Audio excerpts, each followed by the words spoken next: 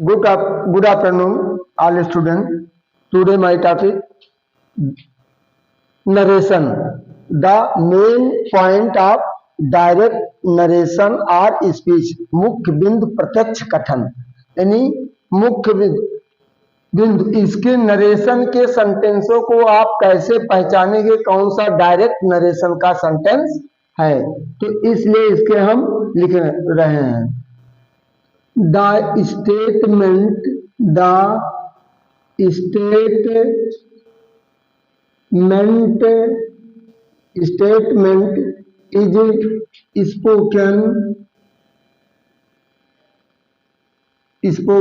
by the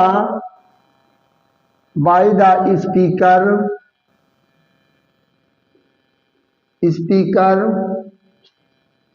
put into inverted commas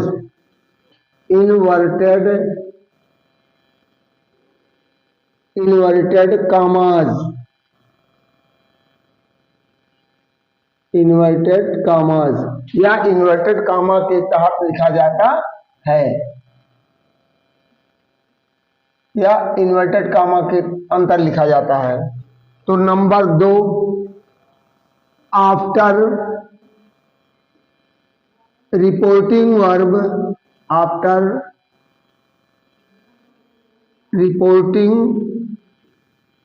verb और object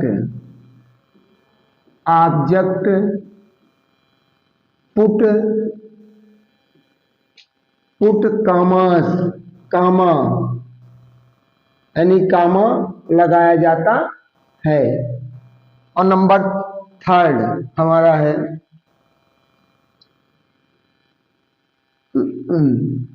in inverted commas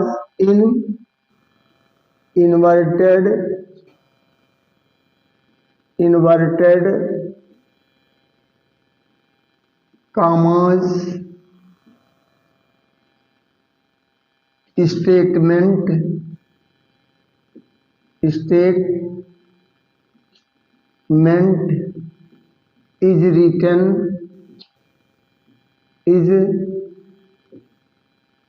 written in capital letter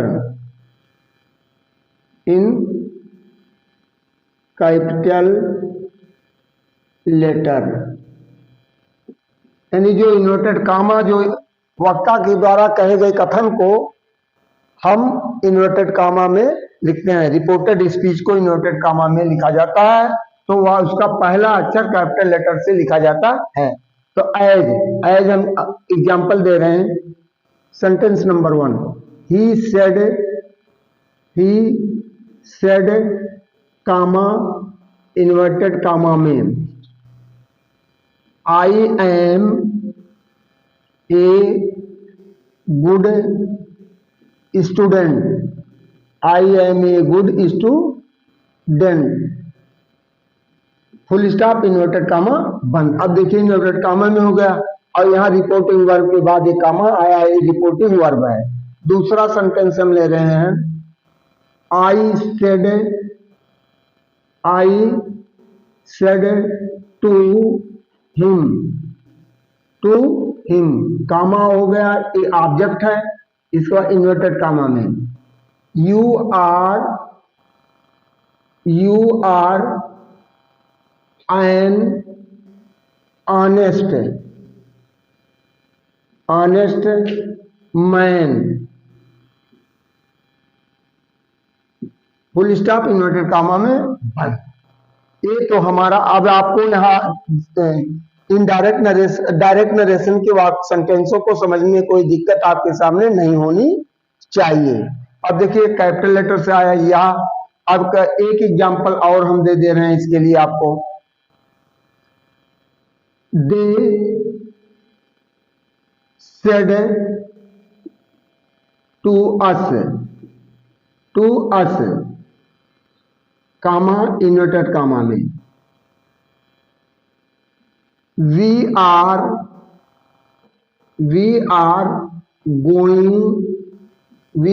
going to play. We are going to play. Inverted comma 1. अब इस तरह से हमारा अब indirect the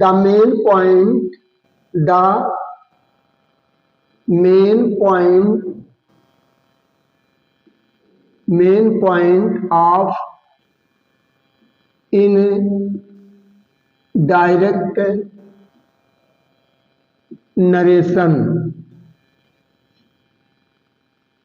indirect narration और speech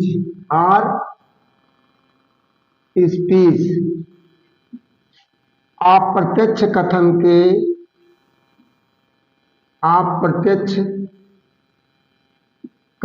के मुख्य बिंदु इसके कौन कौन से मुख्य बिंदु होते हैं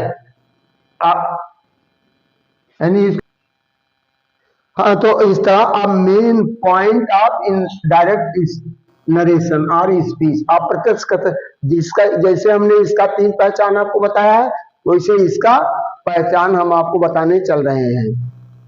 number 1 remove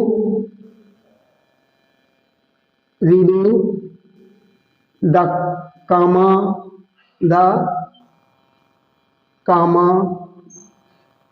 after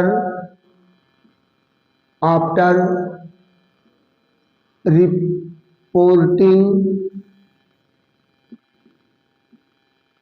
verb or object।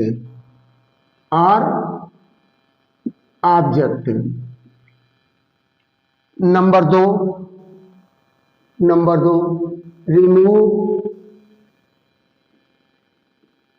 remove the inverted commas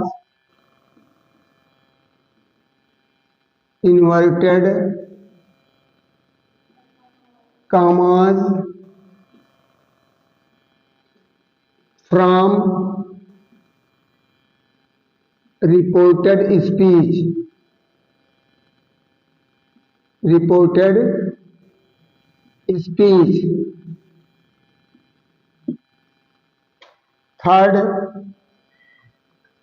third इसको दे रहे हैं कि रिपोर्टेड स्पीच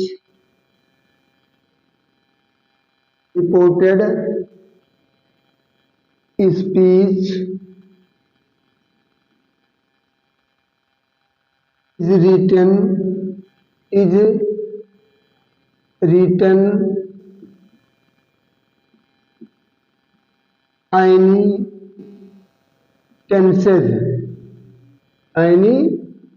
tenses। तो ये हमारा इस तरह होता है। पहले आप नियम है बता रहे हैं कि remove the comma after reporting verb और ऑब्जेक्ट, यानी इनडायरेक्ट से इनडायरेक्ट जब बनाते हैं तो पहले क्या हम करते हैं कि इसकी पहचान यह होती है कि इसके साथ के रिपोर्टिंग वर्ब या ऑब्जेक्ट के कामा को हटा देते हैं। दूसरा कह रहा है रिमूव द इन्वर्टेड कामास, और इन्वर्टेड कामा जो लगा होता उसको भी हटा दिया जाता है। फिर reported speech is written any sentence, reported speech को किसी भी टेंस में लिखा जाता है। और number 4 join the both part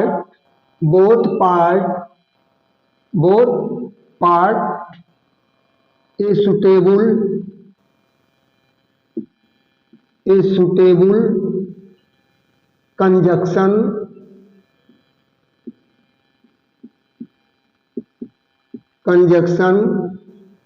that if or whether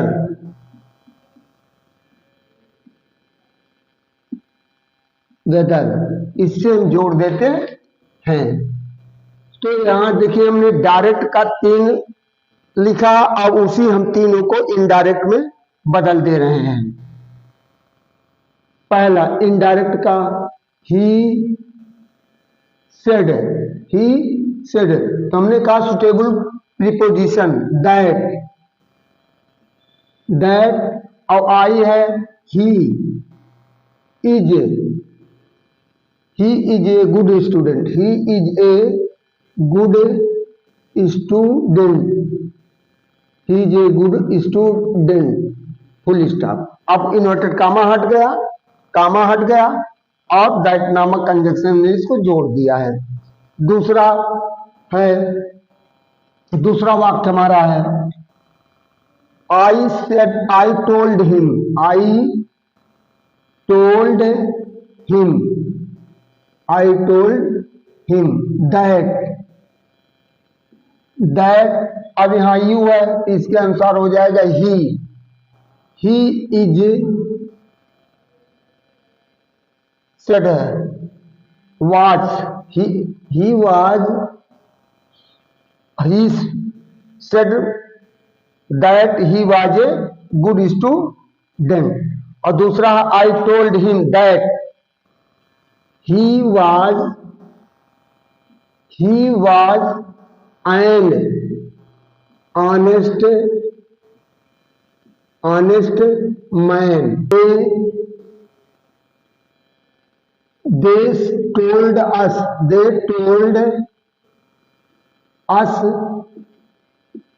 that, और वी है, इसके अनुसार हो जाएगा they were going to play, they were going to play। अब यहां आप एक प्रोनाउन जो बदला गया है, इसके लिए आप थोड़ा सस्पेंशन में होंगे कैसे होता होगा। तो यहां 123 का रूल अप्लाई किया जाता है। और सन 123 अपॉन 123 अपॉन सन। अब ये इसी का रूल हम फॉलो कराएंगे, तब ये आपको सही रूप से जानकारी हो सकती है कि कौन कैसे बदला जाता है। तो इसके लिए थोड़ा काटे, अभी तो आप लोगों को हमने डायरेक्ट और इनडायरेक्ट सेंटेंसों की पहचान केवल बताया है, इसके रूल्स अभी नहीं हम बताए हैं। कल हम आपको नेक्स्ट वीडियो में मिलेंगे, direct narration change into direct narration के जनरल रूल्स, सामान्य नियम क्या क्या होते हैं, जैसे 123 अपॉन सन 123 बटा सन के साथ। तो कल हम शेष नियमों के साथ आपके साथ मिलते हैं। धन्यवाद। वीडियो को ज्यादा से ज्यादा लाइक करिए और चैनल को हमारे सब्सक्राइब करते रहिए, जिससे हम आपको ग्रामर जो हाई स्कूल इंटर के एग्जामिनेशन भी, क्योंकि एग्जामिनेशन भी आपका करीब है, उसके उद्देश्य से हम आपको देते रहें।